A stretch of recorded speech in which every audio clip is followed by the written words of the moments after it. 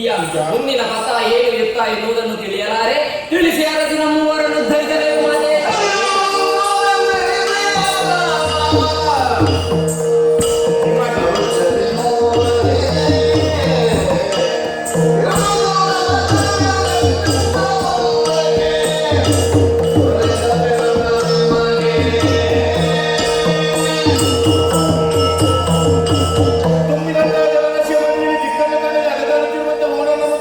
ಮಾತೆ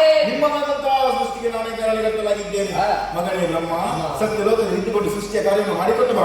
ಮಗನೇ ವಿಷ್ಣು ವೈಕುಂಠ ಲೋಕದಲ್ಲಿ ಇದ್ದುಕೊಂಡು ಬಾಳೆಯ ಕರ್ತವ್ಯವನ್ನು ಮಾಡಿಕೊಂಡು ಬಾ.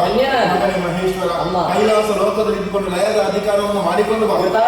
ಹೋದ ಕಲ್ಪಕ್ಕೆ ಲಯವಾದ ಪ್ರಪಂಚವನ್ನು ಪುನರಾಗಿ ಸೃಷ್ಟಿಸಿ ಪಾಲಿಸಿ ಲಯಗೊಳಿಸುವುದಕ್ಕಾಗಿ ನಿಮ್ಮ ಮೂವರ ಸೃಷ್ಟಿಯಾಯಿತು ಮಕ್ಕಳೇ. ಅಮ್ಮ, ನೀವು ಕೊಟ್ಟಿರುವಂತಹ ಉದ್ಯೋಗದಲ್ಲಿ ನಿರತರಾದಂತಹ ಸಂದರ್ಭದಲ್ಲಿ ದುಷ್ಟರಿಂದ ಕಷ್ಟಗಳೇ ಎದುರಾದರೆ ಏನು ಮಾಡುವುದು? ಭಕ್ತಿನ ನಾನು ಪ್ರಾರ್ಥಿಸಿಕೊಳ್ಳಿ.